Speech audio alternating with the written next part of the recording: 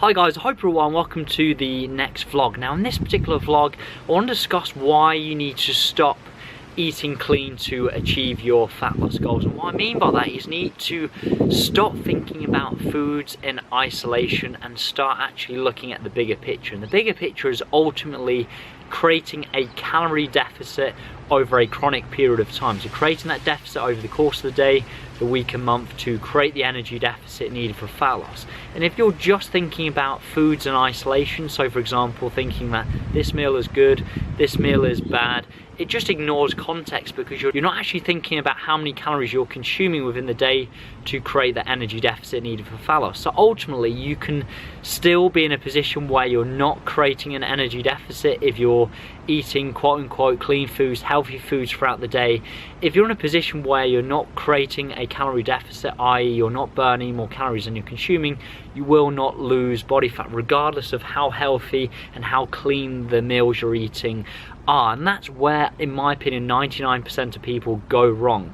You may have achieved results initially by doing this. So for example, if you've got a lot of weight to lose, by default focusing on healthier foods, typically they're lower in calories and therefore by default you're going to create an energy deficit. But the leaner you get, you need to start actually consciously thinking about how many calories you're actually consuming over the course of the day to guarantee that you're creating the energy deficit needed for fat loss. So therefore stop consciously thinking about whether this food is good, this food is bad.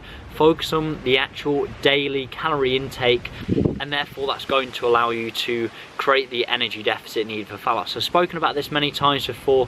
You need to start actually getting some well set up calorie and macronutrient targets. Now it's important to know within the fat loss phase, protein and the daily calorie figure really are the most important factors. You don't have to get this extremely accurate, but if you get this within approximately 10 grams of the protein target and 50 calories of the calorie target, that'll be ideal. And if you use my free ebook, if you go to my website, jameslaytonfitness.co.uk, Layton, you'll see a tab at the top of the page called free ebook and you can download that immediately. Additionally, you could just use an online calculator to set up these targets. Now once you've got these in place, this is going to allow you to create the energy deficit needed for fat loss. Now keep in mind there will be fat loss plateaus within any fat loss phase, and that's normal, and that's just your cue to drop calories further and or increase energy expenditure from more cardio, having weight training as the foundation of your routine to maintain muscle mass within the fat loss phase. So stop thinking about foods in isolation and think about the daily totals.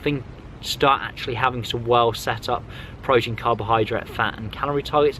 The other big reason why I want to get you away from this clean eating mindset is it starts to create a unhealthy relationship with food. If you're looking at foods in a very black and white way, saying these foods are good, these foods are bad, you can be in a position where, well, when you start to have these quote-unquote bad foods, you start to feel guilty. You can potentially binge on these foods by just eliminating all quote-unquote bad food or processed food all of the time. And therefore, you can be in a position where you go through cycles of eating quote-unquote clean and then binging and then repeating. And I've personally been in this situation before. A few years ago, wasn't a great place to be.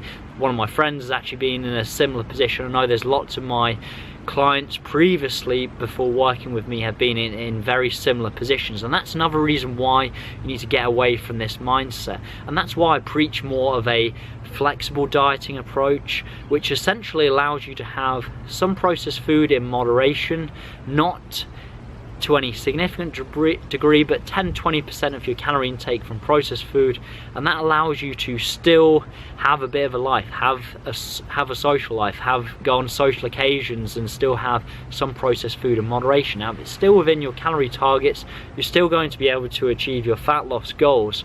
But in addition to that, you actually start to have a much healthier relationship with food. Additionally, it should help prevent these binge cycles because you're still having some processed food in moderation. You shouldn't be craving these processed foods to binge on when you've just been eating quote-unquote clean foods for the whole duration of your fat loss phase. Additionally, it's not going to have any impact on your health either. As long as you're having the majority of your food from single ingredient whole foods, lots of fruits and vegetables, lots of fibre, you're still going to be getting in all of your micronutrient requirements by using this approach as well. And it's also important to note that no food is good or bad in isolation. It's all about the diet as a whole. So for example, if you were just eating quote unquote clean food, but you were in a 5,000 calorie surplus, and you did that over a long period of time, that's going to result in fat gain, eventually some health problems, even though you're just focusing on healthy foods. So it's all about the dosage and how many calories you're actually taking in on a day-to-day basis. So that's why you can't just judge foods in isolation. I'd much rather you judge the diet as a whole. So by focusing on 10-20% of your intake from processed food, while having the majority of your intake from lots of fruits and vegetables, great good quality protein sources, allows you to still achieve your goals.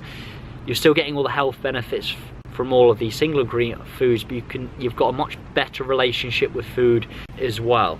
Additionally, the irony is the people that focus on clean eating, because they're having these massive binge cycles every so often, they actually end up eating more processed food than the people that are focusing more of a flexible approach by having 10-20% of their intake from processed food. So hopefully this has been useful. Hopefully you can start applying this approach. I started using this 3 years ago, and it's been a game changer for me because it still allows me to achieve my goals but still have some processed food in moderation. I have a much healthier relationship with food, but at the same time I'm still getting all of the health benefits from those single ingredient whole foods the majority of the time. So hopefully this has been useful. If you're watching this on YouTube, please like the video, and if you're watching this on Facebook, like the video and share this with any friends that you may think will find this information useful. Thank you very much.